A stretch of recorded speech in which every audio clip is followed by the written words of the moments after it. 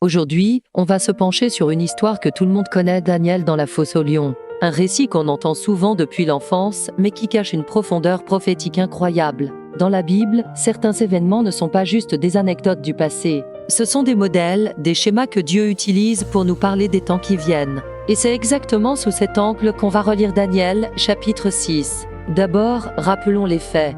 Daniel est un homme juste, fidèle à son Dieu, absolument irréprochable. Mais sa fidélité dérange. Un décret est alors signé, un décret légal, officiel, irrévocable, qui interdit de prier qui que ce soit d'autre que le roi. Face à cela, Daniel ne se rebelle pas, il ne manifeste pas. Il continue simplement à prier, comme il l'a toujours fait. Évidemment, il est accusé, condamné, et jeté dans la fosse aux lions. Le texte est très clair, la fosse est un lieu de mort, et les lions sont là pour dévorer.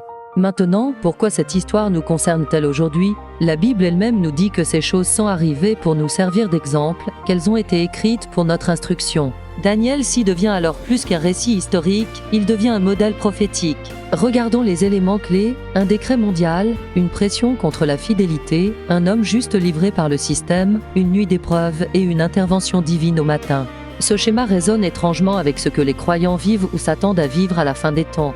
Dans l'histoire, les lions sont bien réels. Mais bibliquement, le lion est aussi un symbole puissant de domination et de force dévorante. Dans une lecture prophétique, beaucoup associent ce lion à des puissances impériales. Historiquement, qui est représenté par le lion, l'Angleterre, le Royaume-Uni, cet empire mondial, maritime, juridique et culturel.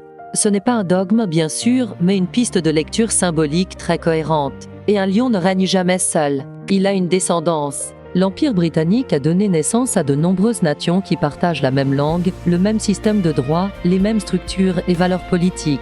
On peut voir ces nations comme des lionceaux, les États-Unis, le Canada, l'Australie, la Nouvelle-Zélande et bien d'autres nations du Commonwealth. Ce sont des puissances distinctes, mais issues d'une même matrice d'influence. Dans cette perspective, la fosse représente le système mondial.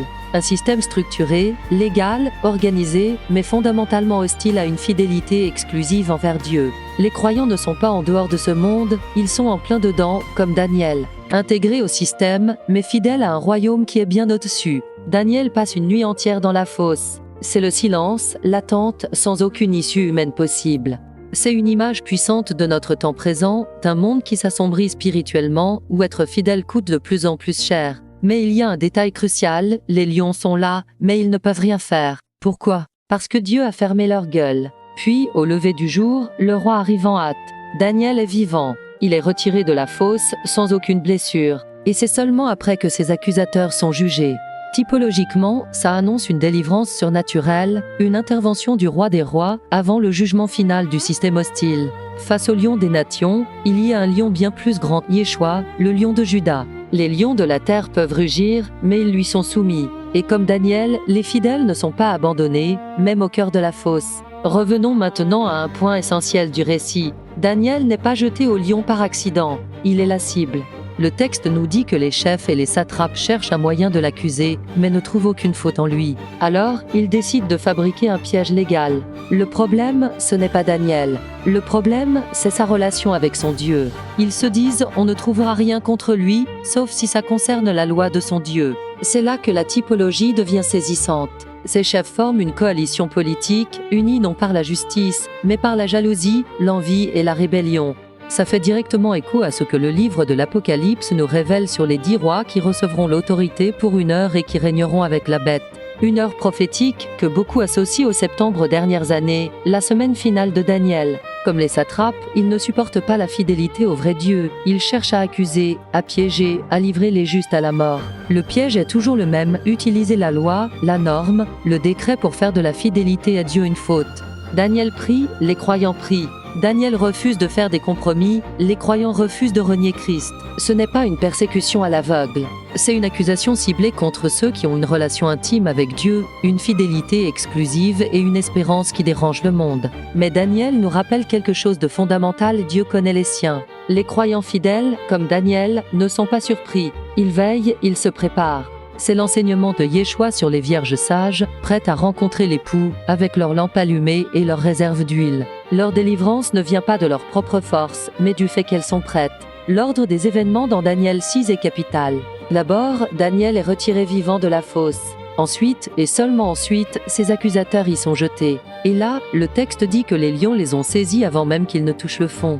Typologiquement, cela signifie que le peuple fidèle est délivré avant que la fureur ne s'abatte pleinement sur le système rebelle. Beaucoup y voient une image de l'enlèvement, une délivrance surnaturelle avant le temps de la grande détresse. Après cette délivrance, le monde entre dans une autre phase. Un lion domine alors la fosse. Mais ce n'est pas le lion de Juda, c'est un lion méchant. Au début, il se présente comme un lion apprivoisé, rassurant, promettant la paix et des solutions.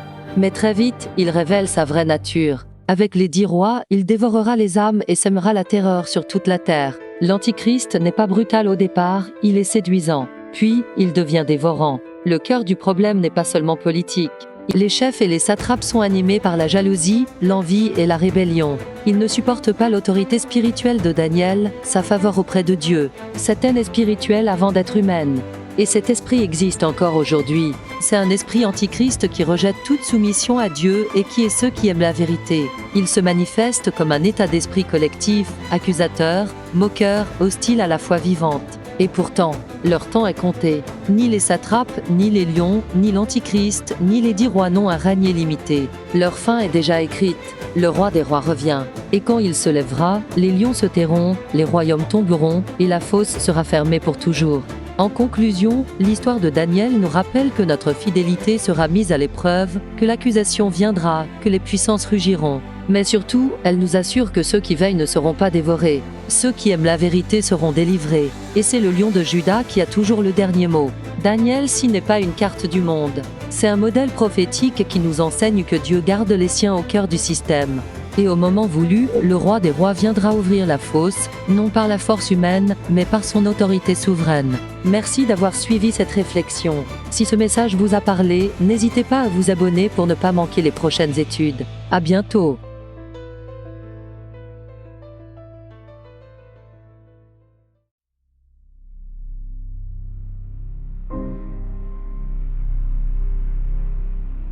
Quand les lions se taisent, ils ont signé des lois sans justice, des décrets gravés contre la vérité. Le monde applaudit des rois de surface, mais la fidélité devient un crime à cacher. Un homme debout au cœur du système, intègre, silencieux, sans compromis. Il prie encore, comme hier, comme toujours, même quand la nuit descend sans bruit. La fosse est ouverte, les lions rugissent, les nations tremblent sous leur propre pouvoir. Mais la gueule se ferme quand le ciel décide, car la vérité ne meurt jamais dans le noir. Ils ont livré le juste aux puissances, pensant que la loi ferait taire la foi. Mais il existe un royaume plus haut, qui ne se soumet pas au trône d'en bas. Les lions sont forts, les empires aussi. Ils dévorent les peuples dans les âmes. Mais leur règne n'est qu'un souffle compté. Quand le ciel se lève, tout se calme. La fosse est profonde, la nuit s'étire. Silence pesant, attente sans voix. Mais l'aube arrive toujours pour ceux qui tiennent. Quand la confiance ne lâche pas, tout est pesé, tout est compté. Les royaumes passent, la vérité reste. Ils pensaient gagner par la peur et la force, mais le matin révèle ce que la nuit cache. Celui qu'ils accusaient est vivant, et les masques tombent, les rôles s'inversent. Les lions rugissent, mais ils obéissent à plus grand qu'eux, à plus haut que leur loi. Quand le roi se lève, les fosses se ferment, et les fidèles sortent sans une trace. Les nations passent, les systèmes tombent, mais ceux qui veillent ne seront pas dévorés.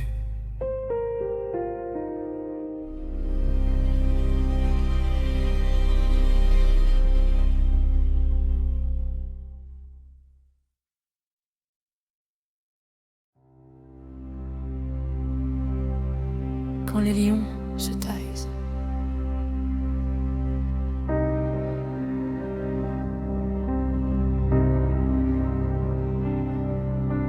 Ils ont signé des lois sans justice, des décrets gravés contre la vérité.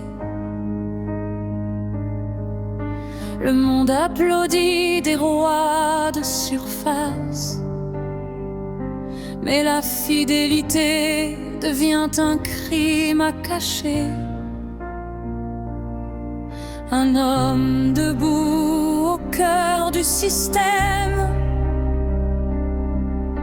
intègre, silencieux, sans compromis. Il prie encore comme hier, comme toujours, même quand la nuit descend sans bruit. La fosse est ouverte, les lions rugissent, les nations tremblent sous leur propre pouvoir.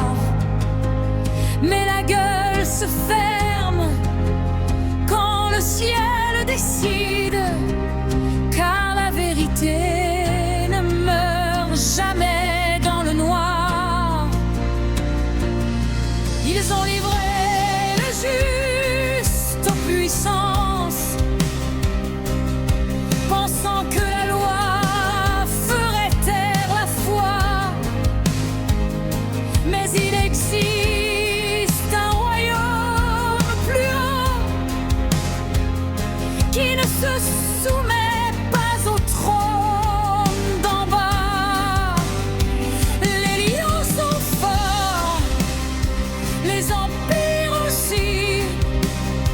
Ils dévorent les peuples, le temps, les âmes.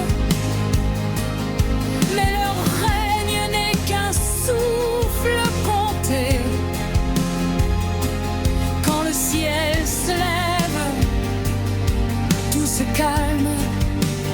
La fosse est profonde, la nuit s'étire. Silence pesant, attente sans voix. Mais l'aube arrive toujours pour ceux qui tiennent. Quand la confiance en lâche pas, tu t'es pesé, tout est compté. Les royaumes passent, la vérité reste. Ils pensaient gagner par la peur et la force, mais le matin révèle ce que la nuit cache.